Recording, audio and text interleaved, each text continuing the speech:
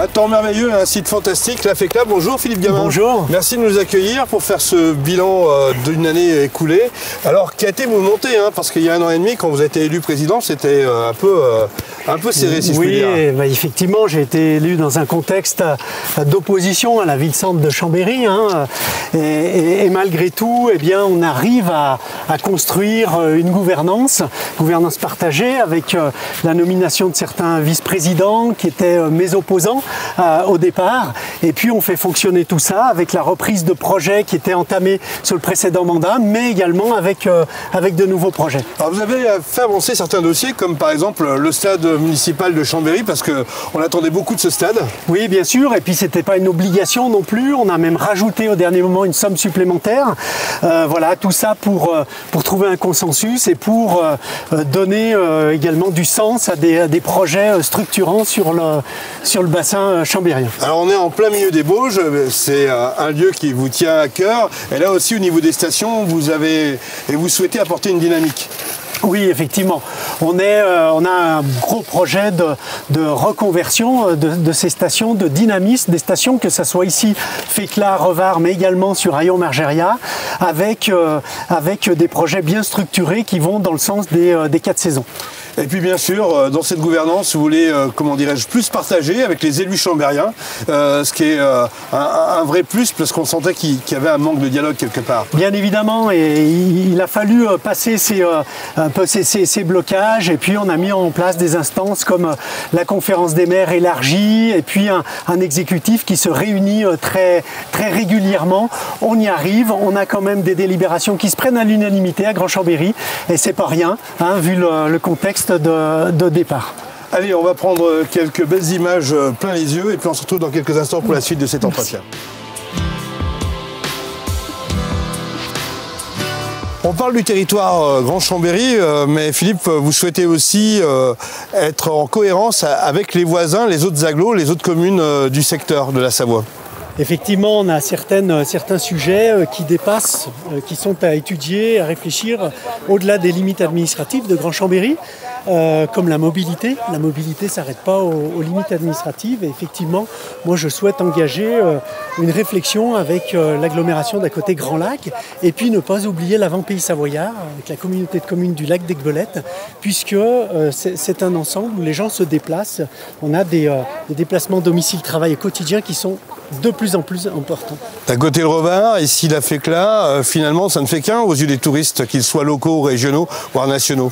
Exactement, et donc tout ça, ce territoire est en pleine dynamique, est en mouvement, et il faut le considérer à cette échelle-là. Une autre thématique, l'ingénierie rurale, vous y tenez. Alors qu'est-ce que l'ingénierie rurale ? Oui, c'est simplement qu'on a sur notre territoire une grande majorité de communes rurales qui ont peu de moyens pour monter des projets, qui ont peu de moyens administratifs, techniques, juridiques. Et il me semble important que l'agglomération puisse aussi s'investir pour accompagner ces communes qui auraient des projets qui rentrent dans notre projet d'agglomération, qui ont du sens, qui sont structurants, mais nécessité de les aider parce que peu de moyens en personnel. Parce que finalement, dans les petites communes, il n'y a pas grand monde au niveau administratif, par exemple, et même au niveau technique. Bien évidemment, on a très peu de personnel et quand on a la volonté, eh bien, on n'y arrive pas toujours parce qu'il nous manque cette expertise-là et que pourrait apporter l'agglomération. Ça, c'est une nouveauté qui ne se faisait pas jusqu'à maintenant et à laquelle je tiens. Finalement, le mot-clé, c'est les liens avec les élus de Chambéry, les liens avec les élus des communes et des Comcom voisines. Oui, c'est ça, et trouver cet équilibre-là, être le plus pertinent et travailler pour le territoire et travailler pour l'intérêt général, bien évidemment. Allez, on vous offre une autre bouffée d'oxygène et on se retrouve dans quelques instants pour la suite de cet entretien.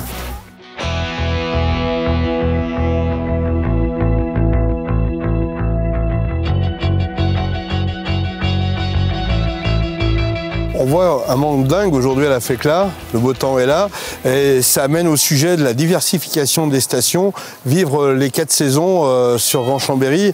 Est-ce possible et quels sont vos points de travail là-dessus? Oui, c'est possible. Alors, on a 2 stations de moyenne montagne, Hayon-Margeria et puis Féclà-Revard.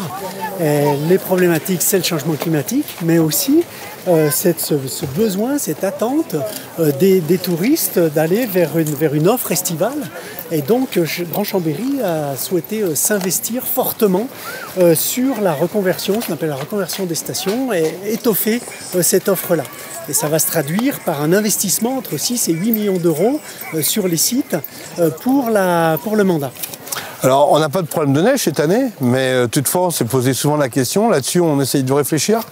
Oui, alors on n'a pas de problème de neige cette année pour démarrer la station, mais on sait que globalement, l'enneigement diminue fortement et le tout ski va être difficile à maintenir. Et c'est pour ça qu'on a des choix à faire. Le nordique à la Fécla, c'est une évidence, ça va durer, il n'y a pas de problème. Sur Haillons-Margeria, c'est plus compliqué. On a Margeria qui est un stade de neige avec un enneigement naturel exceptionnel. Pas de souci non plus pour les années à venir.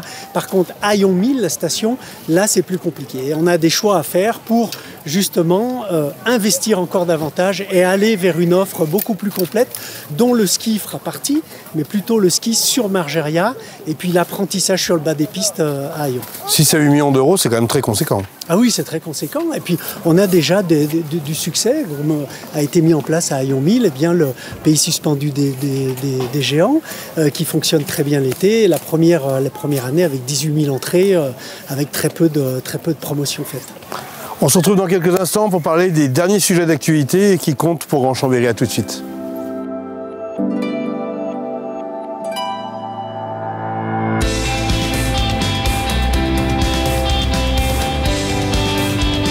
On va parler quand même de cette crise sanitaire parce que Grand Chambéry a dû s'adapter et a aussi beaucoup financé des actions comme le vaccinodrome.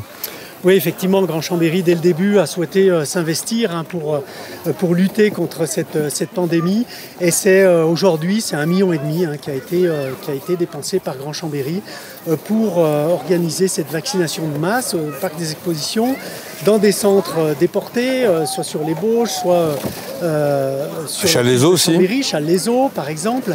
Et puis ensuite, à Challes-les-Eaux, sol, pour revenir sur la 3e dose à Savoie Expo pendant 10 jours. Voilà, et tout ça en lien avec bien sûr le SDIS, l'ARS qui est le service d'État, le centre hospitalier, le département qui a aussi contribué financièrement et la région Auvergne-Rhône-Alpes. On peut aussi évoquer les partenaires et délégataires qui ont subi cette crise. Oui, effectivement, avec des pertes de recettes extrêmement importantes, notamment dans les transports en commun avec Synchrobus, ou alors au niveau du parc des expositions, Savoie Expo. Et là, Grand Chambéry, eh bien, grâce à un budget de crise qui avait été mis de côté, eh bien, a pu contribuer financièrement pour aider nos partenaires qui, en quelque sorte, eh bien, mettent en œuvre nos compétences. Ça a été également le cas sur la perte de taxes de séjour pour la promotion touristique auprès de Grand Chambéry Alpes Tourisme. Là aussi, Grand Chambéry a apporté du financement. L'année se termine, on n'est pas encore dans les vœux, mais on peut peut-être passer un message aux citoyens de Grand Chambéry qui vous regardent. Oui, effectivement, et moi je veux souhaiter un message d'espoir et d'optimisme avec le vœu de sortir de cette crise sanitaire et puis de revivre comme on l'a connu autrefois et encore mieux. Donc à tous, je souhaite une excellente nouvelle année de bonheur et de santé. Merci Philippe Gamin pour cet entretien en plein cœur des Bauges, un pays qui vous est cher, hein, on est d'accord. Bien sûr, on est au cœur du massif des Bauges. À très bientôt sur Savoie News.